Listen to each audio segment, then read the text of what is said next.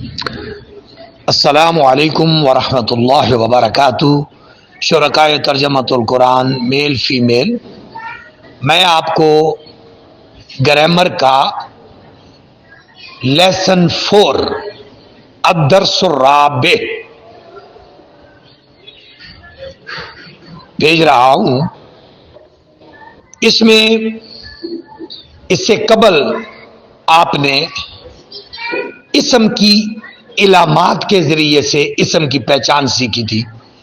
ہم نے آپ کو اسم کی 6 علامات بتائی تھی۔ پہلے الف لام آ جائے، آخر میں تنوین آ جائے، آخر میں گولتے آ جائے، پہلے حروف جارہ آ جائیں 17 جو ہیں، اس کے بعد وہ تثنیہ ہو وہ جمع ہو۔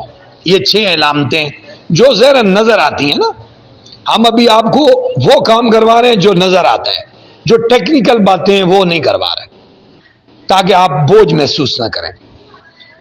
اب اس سے اگلا بینر جو آیا یا سبق آیا ہے، وہ اس سبق کو کیوں لایا گیا ہے؟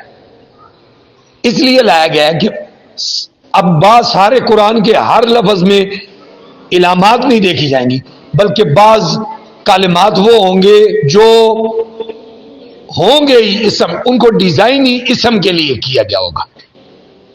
وہ یعنی آپ جس طرح کہہ سکتے ہیں نا پیدائشی اسم ہے، جس طرح آپ کہتے ہیں یہ فلاں پیدائشی ولی ہے، یہ ایک قول مشہور ہے نا۔ تو یہ پیدائشی بائی برتھ اسم جو ہیں وہ کون کون سے ہیں؟ اس بینر پر 3 ہیں۔ اس میں اشارہ قریب، ڈیمانسٹریٹو پروناؤن، انگلش میں اس کو کہتے ہیں this and that, this these that those, اور عربی میں ان کو کہتے ہیں 2 قسموں میں، اس میں اشارہ قریب، اس میں اشارہ بعید۔ اس میں اشارہ قریب کیا ہے؟ ہاذا، ہاذان، ہاؤلائے، ہاذہ، ہاتان، ہاؤلائے۔ ہاذا یہ ایک مذکر واحد، ہاذان یہ 2 مذکر تثنیہ، ہاؤلائے یہ سب مذکر جمع، ہاذہ یہ ایک مؤنث، ہاتان یہ 2 مؤنث تثنیہ، ہاؤلائے یہ سب مؤنث جمع۔ اب اگر فار ایگزامپل میں انگلی لگاتا ہوں ہاذا پہ، میں آپ سے پوچھوں ہاذا کیا ہے، آپ اس کا جواب دیں گے واحد ہے، یہ مذکر ہے، اور اس میں اشارہ قریب ہے۔ میں انگلی لگاتا ہوں ہاذہ پہ، آپ کہیں گے ہاذہ واحد ہے، مؤنث ہے، اور اشارہ قریب ہے۔ اب آتے ہیں اس میں اشارہ بعید، یہ کون کون سے ہیں؟ ذالکا، ذانکا، اولئکا، تلکا، تانکا، اولئکا۔ ذالکا وہ 1، ذانکا وہ 2، اولئکا وہ سب مذکر، تلکا وہ 1 مؤنث، تانکا وہ 2 مؤنث، اولئکا وہ سب مؤنث۔ اب اس کا بھی وہی طریقہ ہے، اگر میں انگلی لگاؤں ذالکا پہ، آپ سے پوچھوں یہ کیا ہے، آپ جواب دیں گے یہ واحد ہے، یہ مذکر ہے، اور اس میں اشارہ بعید ہے۔ اب تلکا پہ انگلی لگاؤں، آپ سے پوچھوں کیا ہے، آپ کہیں گے واحد ہے، تلکا واحد مؤنث، اس میں اشارہ بعید ہے، اس میں اشارہ بعید ہے، واحد مؤنث کا ہے، لیکن وہ ترتیب سے آپ بتا دیں گے۔ آگے اس میں موصول، انگلش میں کہتے ہیں relative pronouns, who, which, whom, whose, that, جو کے معنیوں میں آتے ہیں، جو۔ اب ان کو بھی لکھنے اور پڑھنے کا بھی وہی انداز ہے، واحد تثنیہ جمع، مذکر مؤنث، الذی، اللذان، اللذین، اللتی، اللتان، اللاتی، اللواتی، اللائی۔ الذی جو ایک مرد، اللذان جو 2 مرد، اللذین جو سب مرد، اللتی جو ایک عورت، اللتان جو 2 عورتیں، اللاتی جو سب عورتیں، اللواتی، اللائی، اس کی 3 حالتیں آتی ہیں۔ اب میں انگلی لگاؤں الذی پر، آپ کہیں گے واحد مذکر، اس میں موصول، التی وحید مؤنث اس میں موصول. اسی طرح آپ سوال کر سکتے ہیں اور کوئی بھی آپ سے پوچھ سکتا ہے. یہ قرآن مجید میں جب بھی آئیں گے اور یہ بہت زیادہ آئیں گے, ہر جگہ پر آ رہے ہوں گے. آپ ان کو جس طرح آپ جب گرامر سے قرآن کی قرات کریں گے تو یہ آتے جائیں گے, آپ کہتے ہیں ھذا اسم ہے, ذالک اسم ہے, الذی اس میں موصول ہے. تو یہ ہمارا بغیر نشانیوں کے ہے.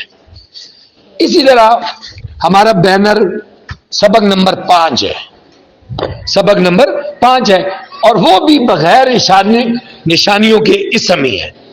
اب وہ کون کون سے ہیں؟ وہ ضمیریں ہوتی ہیں, ضمیریں, پروناؤنز آپ انہیں کہتے ہیں, پرسنل پروناؤنز. انگلش میں وہ آپ کہتے ہیں آئی, مائی, me, we, our us, you, your, you, he, his, him, she, her, it, its, it, they, their, them. یہ انگلش میں آپ پڑھتے ہیں pronoun, first person, second person, third person, اور ان کی ساری حالتیں. عربی میں بھی اس طرح ہوتی ہیں. ان کو کہتے ہیں اس میں ضمائر, ضمائر مرفوعہ منفصلہ, وہ ضمیریں جو الگ پڑھی جاتی ہیں, الگ.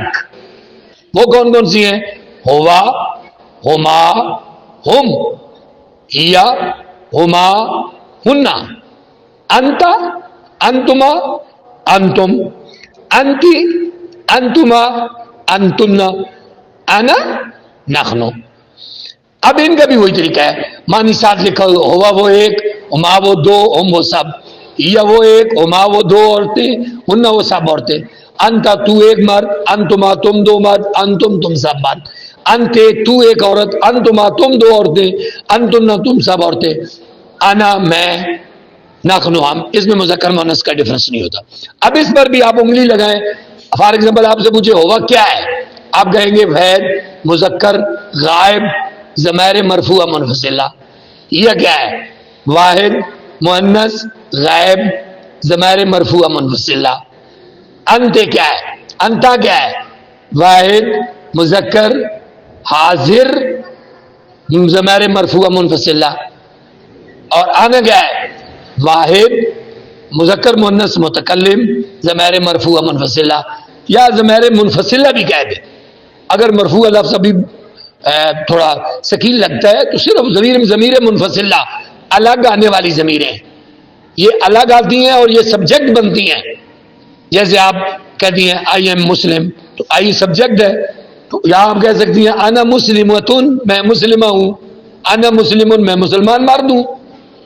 تو یہ اس لیے الگ اس لیے کہا گیا کہ یہ سبجیکٹ بنتی ہیں, یہ جملے کا آغاز کر سکتی ہیں, آپ ان سے جملہ شروع کر سکتے ہیں. آگے اس سے دوسرا ہے ضمائر مجرورہ متصلہ, یہ جڑ کے آتی ہے بعد میں, ان کو کہتے ہیں ضمیر متصل.